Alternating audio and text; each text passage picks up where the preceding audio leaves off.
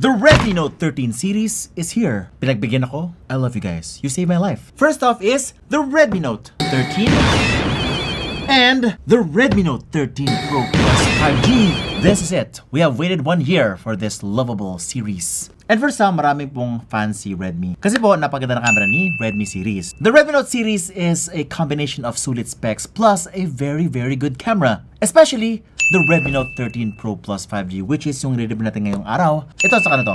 Ito yung kanyang mid-range camera phone of the year. If you were waiting for the Xiaomi 14, kung wala kang budget para doon, this could be the next best thing. Malapit yung camera, 200 megapixels. It's got a pretty nice 3D curved display. Okay rin yung design, poging-pogi sa likod, sosyalin. Also, pang flagship din yung kanyang charging. 120 watts fast charging, 0 to 100% in under 19 minutes, sabi ni Xiaomi. This could be the year where Xiaomi dominates the competition. Starting off with the Redmi Note 13 Pro Plus 5G, it's Vince and you're watching Unbox Diaries. Guys, ang ganda pa ng display niya. Just like any Xiaomi phone today. Here it is, ultra clear, 200MP camera with OIS na po. 1.5K 120Hz AMOLED curved display. Dimensity 7200 Ultra processor. Got a big battery, 5000 mAh. Naka IP68 dust and water resistance na po siya. Pang flagship na po yun. Ang ganda ng paper cover. And I love the 120 watts fast charging. Ay, may small box pa pala siya. SIM ejector pin. Uy, ang ganda ng jelly case. Parang, is this true? Okay, tama nga.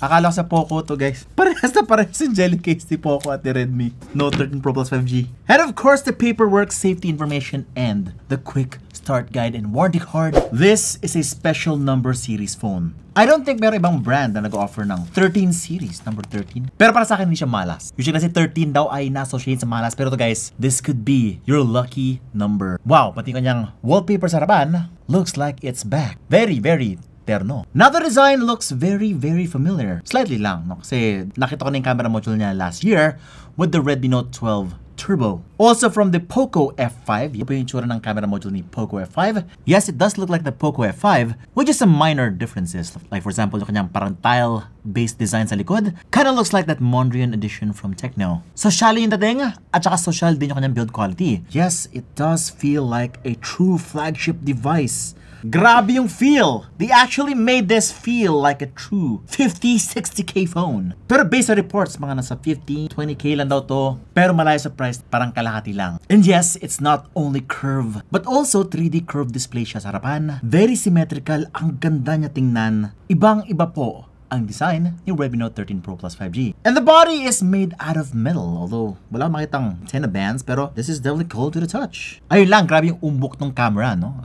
very thick. And also, tingnan mo yung shape niya guys pag nagpipicture ka. What if lagyan din na smile dito? Ayan, sumasaya na siya. What if ibaliktad yung smile? And malungkot na siya. Tapos pag in love, ayan, nakakiss. Diba? Pwede pala yun. Nakalagay dito, Redmi F1.65 AI camera. 200 mega OIS sa taas. Mukhang dalawa yung kanyang LED flash. Magkatabi. And of course, may mga sulat sa baba. Madalas ganyan yung tsura nung Global Edition. May pa-extra na sulat. Sa harapan naman, medyo nalalaki na ako sa kanyang punch hole. Could have been much smaller, but look at this.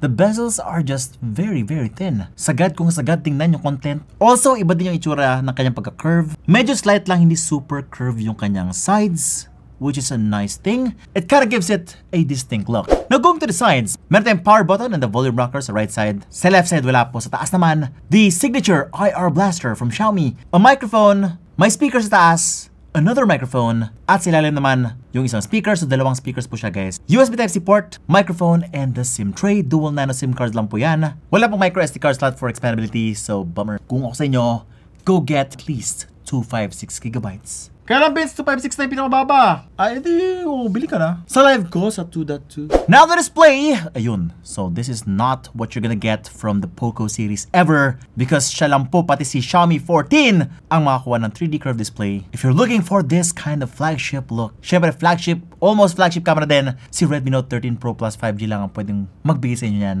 And just like the other Xiaomi phones that I reviewed earlier, bonggang-bongga din yung kanyang display. It's got a 1.5K display now, 1220 by 2712, 6.67 inch po yan, 120Hz na po, AMOLED display, and it's got all the bells and whistles, HDR10+, Dolby Vision, and up to 1,800 nits of peak brightness, and it's even Corning Gorilla Glass Victus. Basag, bro. Joke lang. Ganda na sounds. Wow. And sa YouTube, guys, wait till you see this. OMG. Dito nagsashine itong phone na to. Grabe yung quality na nakita dito. Very sharp, very high quality. Grabe yung details and the color is just so nice. Alam nyo, kahit meron akong iPhone 15 Pro Max and the Huawei P60 Pro, they can't even have this kind of level of display. Seryoso, mas maganda pa yung display niya kaysa kay iPhone. I've seen, kaya nga nagugulat ako ngayon kasi nga I never have this kind of quality before. Narinig yan?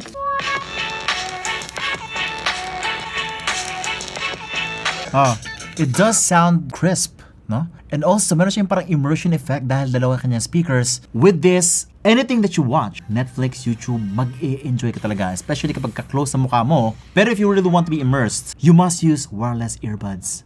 Also, 4K, 60 frames per second. HDR, meron po siya sa YouTube. Gumagana rin po yung kanyang HDR sa Netflix if you need that extra brightness. Wait. MIUI 14. MIUI! May buhay na pixel. Buhay pa rin. Ayan. Ilabas na ang HoloBlocks. And now the performance of the phone. Ito na po. I know you're waiting. The Philippines is a chipset country. The processor is the MediaTek Dimensity 7200 Ultra. Yung kanyang Antutu benchmark 721,000. Uso na kasi yung ganitong numbers ngayon. Now, even though na 700,000 points na sa Antutu benchmark, guys, dito talaga nagsashine si Xiaomi, no? In terms of optimization. Not even Tecno, Infinix, and Itel can beat Xiaomi sa optimization for games. Ito Mobile Legends. Ultra. Meron agad. Naglaro kami, ganda, sobrang smooth. And compared sa mga ibang phones na may ultra, ito, naka-default high resolution. Sobrang clear. Nagulat nga yung videographer namin na mythic player na. 2,000 points! 2,000 points ka ba, bro? At least pumasa sa paggamit. Actually, nagulat din siya. Ako din nagulat. Sobrang sharp ng graphics dito sa Mobile Legends. Ganda from the colors, the animations, the effects, and yung smoothness ng kanyang gameplay. Grabe. Talagang ramdam na ramdam mo yung kanyang pagka-smooth with the 120 FPS counter. And with this, akala namin merong ghost touching, no? Wala po siyang ghost touching. We were able to spam each button with no problems at all. Even sa gold part, no? Kasi nga sa curve, sometimes sa mga curve display, dun sa gold portion, wala po siyang mistouches or ghost touches. You'll be confident that your gameplay is going to be okay. Yes, ito yung tipong display na pili ko 140Hz to. And we actually used this application to test out yung kanyang touch sampling rate and 250Hz po. Ayan po. Meaning, sobrang ganda po niyan. Yung iba kasi mga nasa 120 lang. This one is very responsive. Although, syempre meron pa mga 500 dyan Hz. But yes, that's actually very impressive. 250Hz actually lets you play games very accurately. Kung assassin user ka, mas makakapag-combo ka, mas accurate. Mas pull off mo yung mga combos mo without any issues at all. Pero syempre, ito din. Sobrang optimized siya sa Call of Duty. Guys, meron na siyang Ultra. And it's able to go to 90 frames per second. Very smooth yung gameplay niya. Kaya lang, low graphics lang po siya. Pero kasi, sa makahanap ng mga ganitong klaseng phones, si Camon 20, no? Mas mabilis pa dito. Mas okay yung Antutu benchmark. Pero wala siyang Ultra. That's the difference. That's the main difference between an optimized phone and a not optimized phone. Guys, kung ako sa inyo, no? Kumuha na kayo ng at least, siguro mga ganitong klaseng Antutu benchmark. Pero, optimized na siya. No? Ibig sabihin, na-testing na ng developer, na-tweak niya na ng konti, at nalaman niya kung ano dapat yung gagamitin na graphic setting for your phone para mas mag-enjoy kayo at saka para mas okay yung inyong gameplay experience. And Xiaomi is the master of this. Tingnan nyo naman, grabe ka smooth, grabe ka ganda ng gameplay, especially the touch response. Ito yung kailangan mo talaga, no? This will determine a kill and a loss. This is what you call specs with a purpose. Pero Vince, hindi ko kailangan ng Call of Duty ML. Hindi naman ako Jejemon eh. Genshin Supremacy ba to? Well, this phone is also for you. Kasi nga, not only can it play these Mobile Legends and Call of Duty games, but also sa Genshin Impact, very, very optimized din. Nag-high settings pa nga kami eh. 60 FPS. Ito po yung napansin namin. Okay, so 40 frames per second kapag sa labas ng town. Which is pretty okay na. Kaya lang napansin namin na yung resolution niya binaba talaga ng todo. Para, syempre, ma-play mo tong game na to with the highest settings possible. Pero if you really want the smoothness, no, I highly suggest na medium graphics or lowest settings tapos 60 FPS para pamatagalan at para hindi rin uminit yung phone. It is very rare to find these kind of phones, no, na ganito yung kanyang optimization level. Kasi nga iba, naka medium, low settings pero naglalag pa rin. Could be the resolution of those phones have not been optimized yet. Hindi nila binaba talaga to adjust for the smartphone.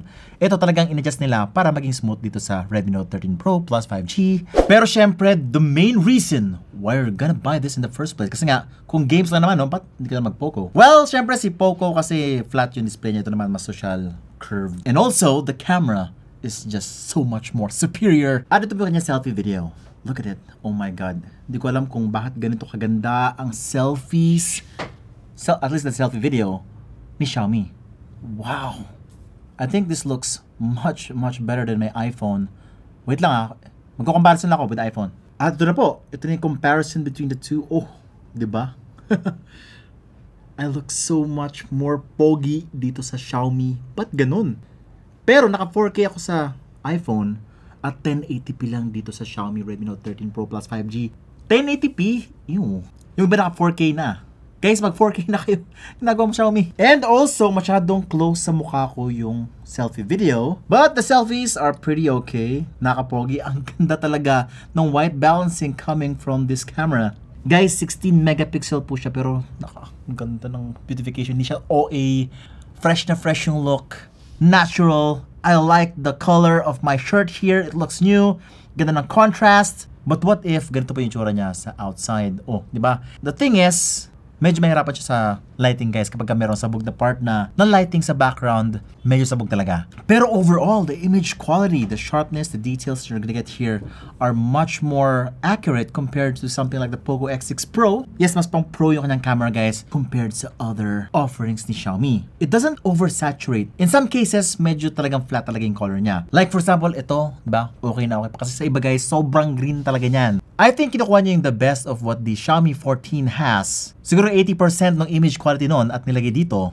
Kasi overall, okay yung background blur, color reproduction is pretty nice. Yun nga lang guys, kapag may highlights talaga, doon siya nahihirapan and minsan panira, may parang blotch of white light sa likod or sa background. Background blur is pretty okay, pero kasi yung cutout niya sometimes, no, hindi perfect, no, may parang roughness dun sa edges niya. It is not a smooth cutout. Pero the background blur is very good. And yung skin tone talaga ng mga tao, yun talaga dito eh. So kasi sa iba, minsan na-over, no? Na-over yung pagka-OA, mukhang artistahin ka. They actually enhance it too much. It makes it look unnatural. Ito talaga guys, kung ano talaga yung itsura nyo in real life, kung golem talaga yung itsura mo, golem ka talaga. Kung si Beyonce ka talaga. Kung kalbo ka pa rin. Yun. Yung kasi naglalagay ng buhok. Na AI. Mas maganda yun, no? Kapag may kaway kastaan. Asan na siya mo? Mga ka na! 200 MP pa gamit mo. Mahirapan siya sa highlights. Oo, hindi niya kaya highlights guys. Kaya kapag masyadong bright yung noo, yung ulo. And of course, meron siyang ultra wide angle lens. Look at this, 0.6x. Oh, by the way, yung kanyang sensors pala, ito na. Yung kanyang main sensor ay 200 megapixel sensor. Ultra clear daw. With OIS daw. Meron pa siyang 8MP ultra-wide angle lens and 2MP macro lens. Now, just like the photos, the video is just also super crisp. Also, same yung sakit with the HDR part dun sa highlights. 4K 30 frames per second up to, no? Okay siya. Huwag ka lang mag 4K 24 frames per second, medyo laggy. Pero at least go for the 4K 30. Promise, it's gonna be much better. Now, overall, okay yung kanyang ultra-wide angle lens. Yung nga, medyo talagang nakaka-apekto yung pag-handle ng highlights. Yung roll-off ng light kumakalat masyado sa other parts ng image, which doesn't look really good. And it can go up to 4x digital zoom. Meron siyang 2x, meron siyang 4x, pero puro digital zoom lang po yan kasi wala po siyang telephoto lens. Pwede ka na mag-shoot ng 200MP mode dito, which will give you a high megapixel photo. 200MP talaga. May night mode din siya. Ito po yung difference ng photo mode and night mode. And of course, the usual, may pro mode siya. Ito po yung mga ibang settings na available sa pro mode. Yun nga lang, no? Sana magka-hyper OS siya para magbago na yung kanyang UI ng konti dito. Because this one is MIUI 14 pa guys. As of this recording. Wow! The price is also wow. Ito na po. Redmi Note 13 Pro plus 5G is only 12,512, 23,999 pesos lang. Pero if you buy it on Shopee, meron siyang 8256 from 20,999, 18,999 lang po siya. Early bird price ay only from January 16. And guys, so tell me if that was okay for you. Has Xiaomi done it again? Sulit ba na sobra? Let me know guys in the comments below. Pero for me, ito yung mga hindi ino-offer na ibang brands ni Xiaomi like the Poco X or F series, which is a 3D curved display. It is exclusive sa Redmi Note 13 Pro Plus 5G. Diyan mo lang siya ma-experience sa mid-range ha. Feeling ko this is a mini Xiaomi 14 or 14 Pro. And if you liked what you saw dun sa kanyang pictures and videos, then you will definitely like also the Xiaomi 14. Kung wala talagang budget sa 14 guys, no? Nakaka-impress sa kanyang selfie camera. Really good. And the games. Oh my god, the games are just... Pero if you actually want more performance, there's the Poco series. But if you love the design, the display, and the overall performance you saw here, plus the amazing camera, then the Redmi Note 13 Pro Plus 5G is the one for you. Is it or is it not? Baka merong mas okay para sa'yo. In the near future, mag-upload pa ka na may ibang reviews, unboxing just like this one. So mag-subscribe ka na, hit the bell icon so that you don't miss any of my great content. Sabihin, you're watching Unbox Diaries. Woohoo!